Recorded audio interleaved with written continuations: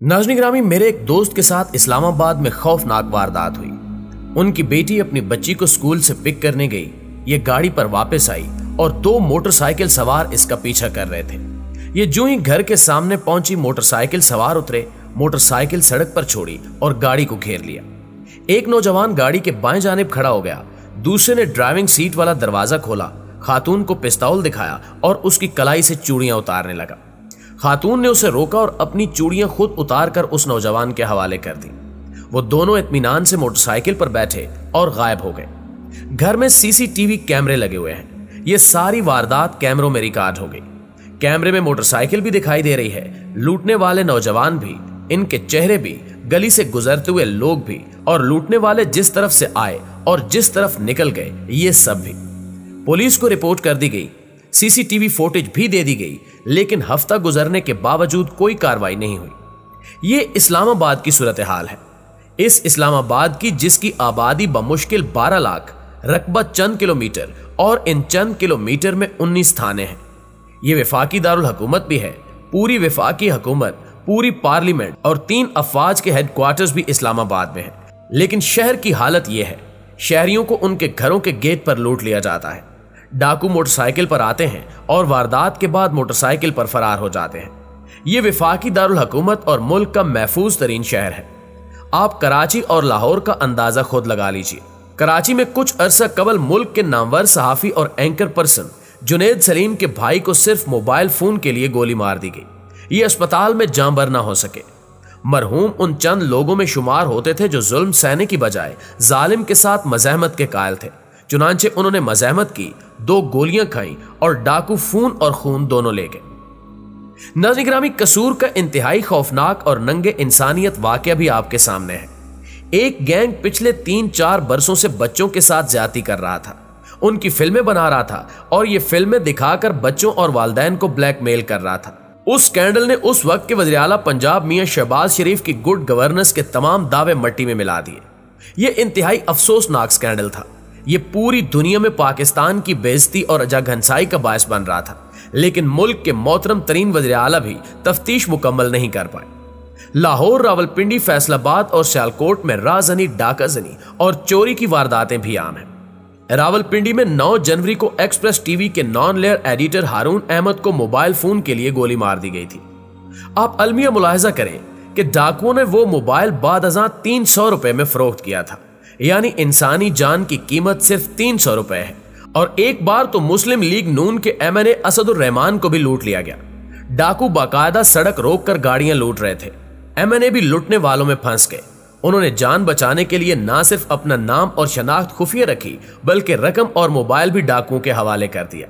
ये मुल्क की सूरत हाल है। डाकू लूट रहे हैं, शहरियों को मोबाइल फोन के लिए गोलियां मारी जा रही हैं, MNAs तक लुट रहे हैं और एडिशनल सेशन जजों को घरों में दाखिल होकर कत्ल किया जा रहा है। मुल्क में आम शहरियों की सूरत हाल क्या है? क्या किसी ने सोचा? क्या किसी ने इनके तहफ़्फ़ुज़ के लिए भी कोई पॉलिसी नहीं बनाई? अगर नहीं तो वो हुकूमत कब आएगी जो आम आदमी के लिए सोचेगी, जो आम शहरी के लिए पॉलिसी बनाएगी? ये वो सवाल हैं जो मुल्क का हर शख्स एक दूसरे से पूछ रहा है। हुकूमत ज्यादा नहीं तो चंद ऐसी पॉलिसियां जरूर बना सकती है जिससे शहरियों में तहफ़्फ़ुज़ का एहसास पैदा हो जाए। मसलन हुकूमत घरों में सीसीटीवी कैमरे लाजमी करार दे। ये कैमरे तमाम घरों, तमाम गलियों और तमाम सड़कों को कवर करें और ये आखिर में सेंट्रल कंट्रोल सिस्टम में मिल जाए। पुलिस इन कैमरों के जरिए आसानी से मुलज़मों तक पहुंच जाएगी। ये कैमरे अपनी मदद आपके तहत लगाए जाएं। हुकूमत सिर्फ सेंट्रल कंट्रोल सिस्टम बनाए और ये सिस्टम रोज इन कैमरों के जरिए पूरे शहर का जायजा ले। शहरों के मरकजी इलाकों में इस एंगल से कैमरे लगाए जाएं जिससे तमाम गाड़ियों की नंबर प्लेट्स पढ़ी जा सके। मुल्क में इस वक्त जितने कैमरे हैं, इनसे सिर्फ गाड़ियां और लोग देखे जा सकते हैं। आप चेहरे और नंबर दोनों की शनाख्त नहीं कर सकते। हुकूमत अगर चौकों और चौराहों पर लो एंगल के कैमरे लगा देगी तो बड़ी आसानी से गाड़ियों और मोटरसाइकिलों को ट्रैक किया जा सकेगा। हुकूमत अगर इसी तरह जेवरात और मोबाइल फोन की खरीदो फरोख्त को सख्त कर दे तो भी वारदातों में कमी आ जाएगी। मुल्क का कोई सोनार उस वक्त तक कोई जेवर या सोना न खरीदे जब तक बेचने वाला सोने या जेवर की खरीदारी की रसीद न दिखाए। खरीदारों और बेचने वालों के शनाख्ती कार्ड और खुफिया कैमरों के जरिए तस्वीर का रिकॉर्ड भी रखा जाए और वो सुनार जो इन कवानीन की खिलाफ वर्जी करे, हुकूमत उसके लिए कड़ी सजा तय करे। मुल्क की 3 बड़ी हाउसिंग सोसाइटियों ने अपने मकीनों की इंश्योरेंस करा रखी है।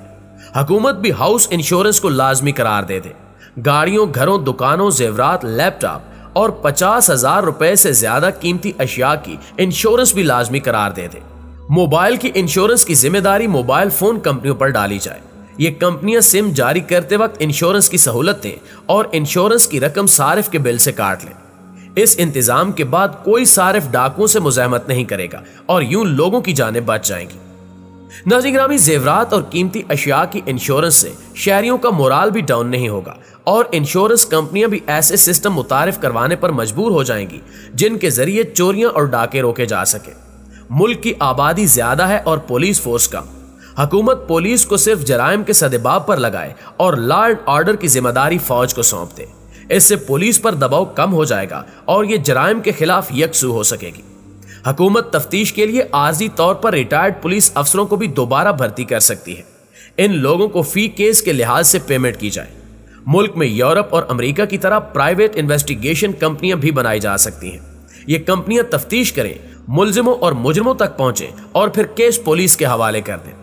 प्यारे दोस्तों, ये सब हुकूमत के काम है, लेकिन हम अवाम को भी चंद हकायक समझना होंगे। ये 22 करोड़ लोगों का ऐसा मुल्क है जिसकी 2/3 आबादी बेकार और बीमार है। 22 करोड़ लोगों के मुल्क में सिर्फ 10 लाख लोग टैक्स देते हैं। गोया 21 करोड़ 90 लाख लोगों का बोझ 10 लाख लोगों ने उठा रखा है। मुल्क से तेल, सोना और यूरेनियम नहीं निकल रही कि रियासत 21 करोड़ लोगों को घर बिठाकर रोटी, पानी, सड़क, अस्पताल, स्कूल और तहफ्फुज़ फराहम कर दे। हमारी कुल एक्सपोर्ट्स तकरीबन 30 अरब डॉलर और इंपोर्ट्स 45 अरब डॉलर है। गोया हम कुछ पैदा कर रहे हैं, कुछ बना रहे हैं और ना ही लोग टैक्स दे रहे हैं। चुनांचे फिर रियासत कैसे चलेगी? रियासत को जाहिर है तालीम, अस्पताल, पुलिस, अदालत, सड़क और साफ पानी के लिए सरमाया चाहिए। यह सरमाया कहां से आएगा? दुनिया के तमाम जदीद ममालिक में लोग टैक्स की शक्ल में रियासत के साथ कमेटी डालते हैं। ये अपनी आमदनी का 30, 40 और 50% हिस्सा रियासत को दे देते हैं। रियासत ये रकम लेकर इन्हें अस्पताल, स्कूल, पुलिस, इंसाफ, साफ पानी और सड़कें देती है। ये लोग मकान और गाड़ियां खुली छोड़कर सो जाते हैं। ये पहाड़ों की चोटियों, जंगलों और सहराओं में भी खुद को महफूज समझते हैं, जबकि इनके मुकाबले में हम ये कमेटी नहीं डालते। हम में से सिर्फ 10 लाख लोग जबरदस्ती या बुज़दिली की वजह से टैक्स देते हैं। चुनांचे फिर हमें तालीम, सेहत, साफ पानी, पुलिस, इंसाफ और सिक्योरिटी खरीदनी पड़ती है और इस खरीदो फरोख्त के दौरान हम में से अक्सर लोग अपना पूरा असासा खो बैठते हैं और बाकी असासे के साथ साथ अपनी जान से भी महरूम हो जाते हैं। हम लोग अगर किसी दिन मेज पर बैठे, कागज और कलम लें और हिसाब लगाना शुरू कर दें कि हमने साल में बच्चों की तालीम पर कितना सरमाया खर्च किया, हमने डॉक्टरों और केमिस्टों को कितने पैसे दिए, हम रोज किन गंदी और टूटी फूटी सड़कों और गलियों से गुजर कर घर आते हैं, हम हर साल कितने पैसों का मिनरल वाटर पी जाते हैं, हमारा सीवरेज सिस्टम साल में कितनी बार बंद होता है, हम पुलिस को बुलाने, FIR कटवाने और जाली दरखास्तों से बचने के लिए साल में कितने रुपए बर्बाद करते हैं, हमारे मुकदमे कितने सालों से अदालतों में ज़ेरे इल्तवा हैं, हम अब तक वकीलों और अदालती एहलकारों को कितनी फीस दे चुके हैं, हमारे घरों और दफ्तरों में कितनी बार चोरियां हुई और हम घरों को महफूज रखने के लिए चौकीदारों, गार्ड्स और सिक्योरिटी एजेंसियों को हर साल कितनी रकम देते हैं, तो हम ये देखकर हैरान रह जाएंगे कि ये रकम हमारे टैक्स से 3 गुना ज्यादा होगी। अब सवाल यह है कि हम टैक्स देकर अपने आप को इन तमाम छोटे खर्चों से आजाद क्यों नहीं करते? हम अपने आप को खौफ और अंदेशों के शिकार इस बीमार जिंदगी से क्यों नहीं निकालते? आप जान लें, अगर आप कमेटी नहीं डालेंगे तो आपको हर वो सहूलत खरीदनी पड़ेगी जिसकी जिम्मेदारी जदीद दुनिया में रियासतें उठाती हैं। चुनांचे पाकिस्तान में हुकूमतों को भी अपनी जिम्मेदारियां निभाना होंगी और हम सबको भी होशमंदी से काम लेना होगा, वरना कल का मुअर्रिख हमें हमारी हुकूमतों, हमारे सियासतदानों और हमारे ब्यूरोक्रेट से ज्यादा सफाक और ज्यादा बड़ा मुजरिम लिखेगा। जी तो प्यारे दोस्तों, ये थी हमारी आज की वीडियो। अगर वीडियो वाकई अच्छी लगी है तो इसे लाइक करते हुए अपने दीगर दोस्तों के साथ शेयर करके हमारी हौसला अफजाई जरूर कीजिएगा। इंशाअल्लाह आपसे मुलाकात होती है अगली वीडियो में। तब तक अपना और अपने प्यारों का ढेर सारा ख्याल रखिए। अल्लाह निगहबान।